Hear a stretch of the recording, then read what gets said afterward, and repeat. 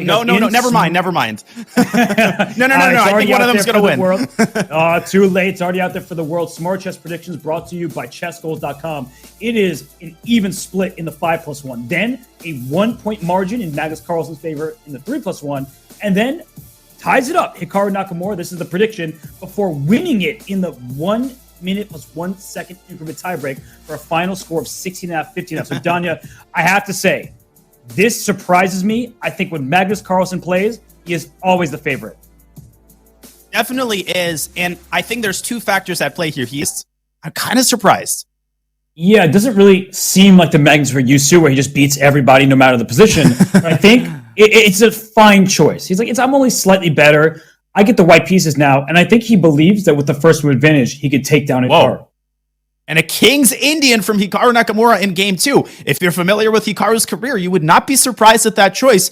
At some point, Hikaru was playing the King's Indian almost exclusively. He scored countless brilliant victories in over-the-board chess. And the big surprise, Robert, is not the opening choice. It's what Magnus has just played, bishop to d3, rather than the typical bishop e2. What do you make of this?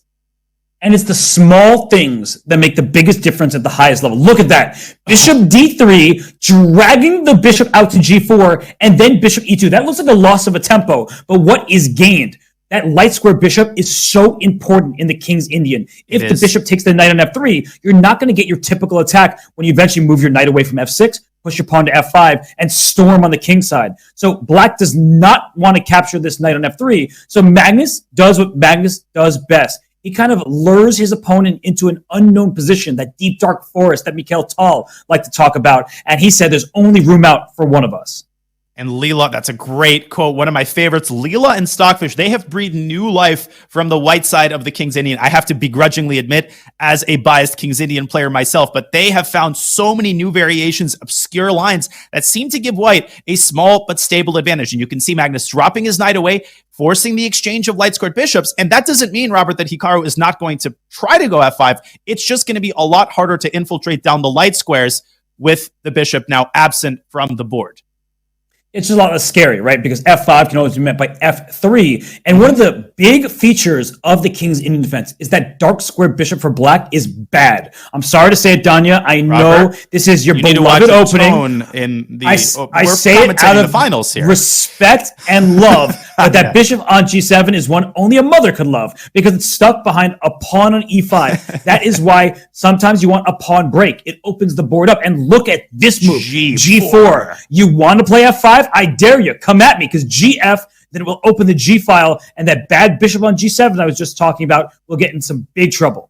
And I'm almost positive Hikaru is going to switch his attention to the other side of the board. Let's bring up our first analysis board of the day. I'll show you what can happen if you play f5. This is unthinkable. You never play f5 if it allows the G file to open. White can simply take twice. And we're not talking about the positional concessions black makes, giving up this massive e4 square for white's knight. Look at the G file. Rook G1. Let's say black plays a random move, and you can already resign after rook takes g7 and queen g4 with the knight sinking its teeth into e4 on the next move. Robert, Hikaru didn't even take a second to think about f5, and as predicted, he situates his knight on c5 instead.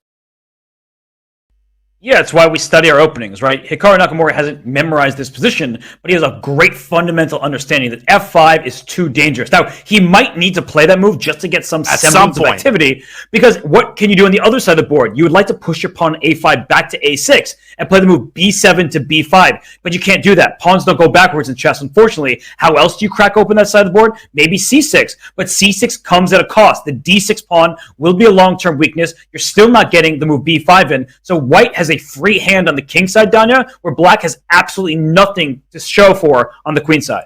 And black needs to get down to business to defeat the Huns here, because if he doesn't, the attack is coming at a furious pace. Magnus is about to play h5 and open up the h file, and you basically have, if you're Hikaru, 3 or 4 tempi maximum to create some intrigue on the other side of the board. You can see Hikaru desperately trying, but Magnus, he calmly brings his knight to b1. Why is he doing that? Why is he contorting himself like that? It's to stop b7, b5, which is one of the only options that black has to open up the queen side, and the knight on c3 is integral in stopping that advance from happening.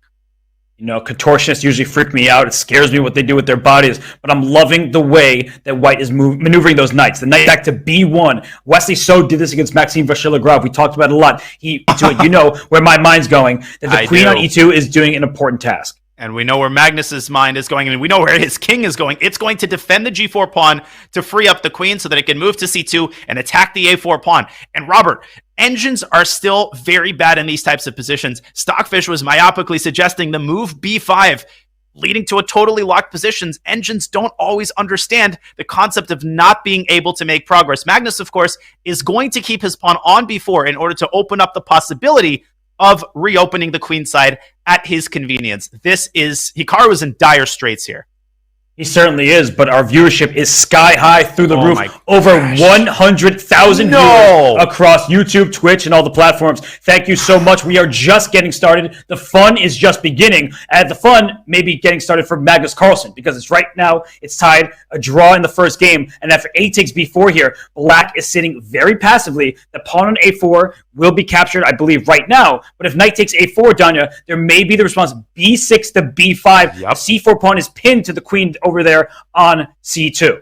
There's an incredible idea that involves taking on A4 and then actually sacking the knight, driving the C pawn up to C6 and banking on the protected and connected passers. But we'll cross that bridge if we get there. Magnus, he needs to defend the C4 pawn. Robert, I have been very impressed with Hikaru's defense here in the early going. He is challenging Magnus. He is posing problems, and he's trying to get this into a time scramble.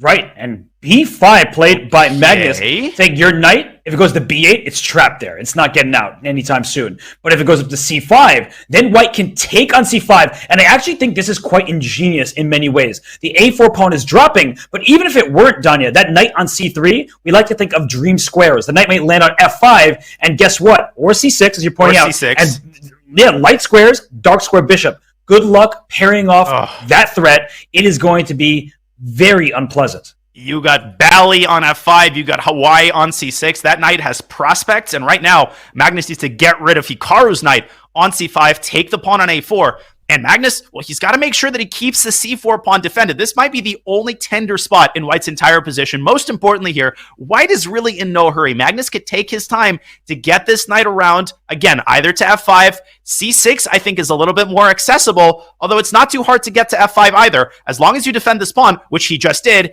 you could start the maneuvering process right about now. But Hikaru, he prepares to grab control of the A file, which may be his only asset at this point. Well, there's a dual threat. The A file and rook takes B5 was a threat because the queen was loose on C2. So if white makes a move, let's say white a free turn with knight D1, immediately rook takes B5 is available because the C4 pawn is pinned to the white queen. But the queen moved to E7. It wants to go to F6 and up to F4, causing that white king some problems. But Danya, I think it's just scary looking, but not scary in principle. And Magnus down to 18 seconds. He's got to find a way out. Listen, scary looking things actually become scary when you've got 10 seconds on your clock. The enemies become magnified, and Hikaru is second to none at twisting you into a knot, even if you're completely winning when you're down to those last seconds. Rook to A3 pins the knight, and suddenly Black getting really active here. Queen F4 coming next. Rook B3, you lose the C4 pawn. We swap rooks, and C4 drops. He goes backwards. Queen F4 is a huge move, and Black suddenly has the upper hand, but he goes Rook A8. That was a big missed opportunity for Hikaru Nakamura. Queen F4 forced the favorable queen trade because the E-pawn would have captured, opening up a pathway for the black bishop. But we've moved on from that. This is still a game, and Magnus is very close to getting his knight to that promised land on F5, and he does. Oh, this is terrible for Black because now you're just getting squished. You have no space in your pieces. And don't be surprised if White makes the move C4 to C5 at some point, a la Vasil Ivanchuk, Garry Kasparov. It's a clearance move. You get a pass pawn. So look for that option at some point for White. But Magnus, he's dilly-dallying. He's trying to build some time up on his clock. It's time for C5. I think C5. It's his only break. He has no other way to make progress. He can play the move. I understand he might be a little bit nervous about it. He's just trying to keep consistent on the clock, moving his rook back with Queen E3 again. Now C5 repetition is on the cards. Strong. And he's got to be careful to avoid 3-time repetition. I think he'll be okay with it. I think he sees the position as being locked up. He just wants to escape without losing. Ooh, rook B3 to C4 pawn's a little bit loose, but not actually capturable. And I don't know with 2 seconds, is he going to decide on C5? He decides to exchange rooks, but he gives up the pawn. Oh my gosh. And he's given up another one. I think it's just a draw. Queen E1, and we have a draw by repetition. Oh, my lands, and Magnus doesn't decide on c5. It was difficult to calculate the ramifications, especially against Hikaru. It's a draw by perpetual check.